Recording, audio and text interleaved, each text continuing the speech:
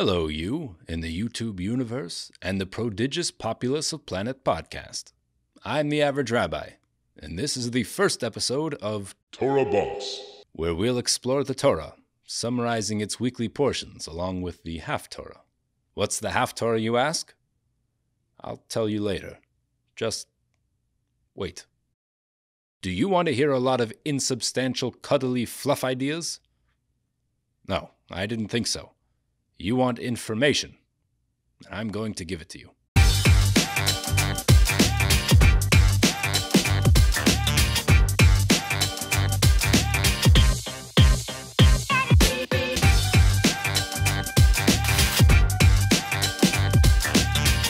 To become a Torah boss, you'll have to know what's in it.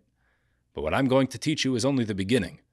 This lesson should give you the framework for further investigation. You'll want to know more. You will have questions. So send me an email at theaveragerabbi@torchweb.org. Or you could just open a book. The Torah, that is the 5 books of Moses, is divided into sections which we refer to as the Parsha, which means portion or topic. One Parsha, sometimes 2, is read every week on Shabbos, so that the entire Torah is completed every year. At the time of posting this lesson, the Parsha of the week is Toldos. And we're going to begin before you expect. The Parsha opens with Yitzchak, who at age 40 had just married Rivka. Some say at the time of their marriage, Rivka was only 3 years old. But don't worry, it was totally okay. For 20 years she remained barren until their prayers were answered and Rivka was with child. Or should I say, with children.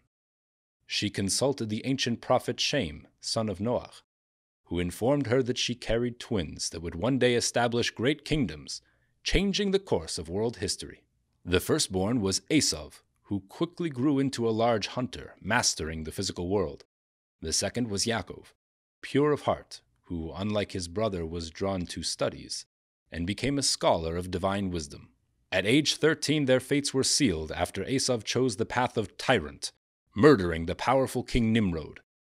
Upon his returning, exhausted nearly to death, Yaakov challenged his brother's resolve and offered to purchase the rights of the firstborn in exchange for a bowl of lentils. Not only did Esav accept, but he spurned the role of spiritual leader, and Yaakov prepared to take his place as the future progenitor of the Jewish nation. Meanwhile, due to another great famine, Yitzchak was urged by God to remain in the country and settle in the Philistine city of Gerar rather than move to Egypt. There, the king Avimelech was taken aback upon discovering that Rivka was Yitzchak's wife and not his sister as he was told. He recognized Yitzchak as a great man and instructed the Philistines to not harm him. Yitzchak became so wealthy that he was eventually banished from the city because of the envy of the people. Wherever he traveled, he found wealth in well springs. The Philistines didn't like that. They wanted the water. Then he found more, and they didn't like that either. Then he built an altar and found even more well springs. Eventually, Avimelech saw that Yitzchak was protected and favored by God, so they made a peace treaty. Later that day, you know what happened? Yitzchak found another wellspring. Back to Esav, he decided to settle down and get married at age 40, just like his father. What a good boy, wasn't he? He wasn't. And neither were his mean-spirited, idol-worshipping wives. Fast forward, Yitzchak is now 123 years old, and he said, "I'm old. It's time that I bestow the divine blessing that will enable my children to carry out their great missions." Still under the mysterious impression that his eldest son was deserving, Yitzchak commanded Esav to go to the hunt and prepare a meal before receiving the blessing. However, Rivka, knowing her son's true nature, arranged for a switcheroo. Switcheroo is an ancient Aramaic word for a sudden, unexpected swapping. At first, Yaakov protested, fearing that his father would curse him for trickery, but Rivka insisted, and Yaakov obeyed. She covered him in hairy goat skin and gave him a meal to serve his father. Despite Yaakov's holy way of speaking, mentioning the name of God is something Esav was not accustomed to do. Yitzchak fell for the ruse and gave the powerful blessing for world domination to Yaakov. Immediately, Esav returned from the hunt, eager to receive the blessing that had just been given away moments earlier. Upon discovering that he had been hoodwinked, he could not contain himself, and the mighty warrior cried. Yitzchak gave him a blessing too, but compared to the one Yaakov got, this one was pretty lame. Jealousy drove Esav to rage, and he resolved to murder his brother Yaakov after the passing of their father. Knowing this, Rivka convinced her husband to send Yaakov away to live with her brother Lavan and get married there. But that is a story for next week. Haftorah time! Haftorah time. The Haftorah is a section of the prophets which is read immediately following the public Torah reading in the synagogue on Shabbos morning. There are several prominent theories why this ancient custom developed, but the definitive origin is unknown. The message of the prophet usually encapsulates the theme of the accompanying parsha. For this week's parsha, Toldos, the chosen section is the beginning of the book of Malachi. It begins by describing God's love for the children of Yaakov, and how retribution will be taken against the descendants of Esav.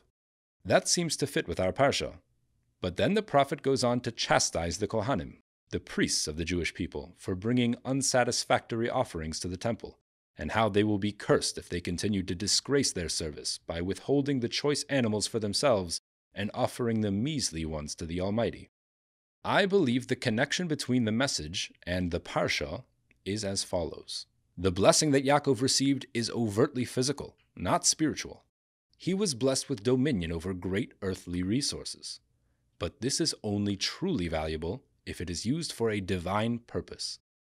If we use the great blessings God bestowed upon us for our own personal gain, instead of godly service, then we are no better than Esav, and deserve to be cursed for having taken the blessing from him, as Yaakov himself originally feared.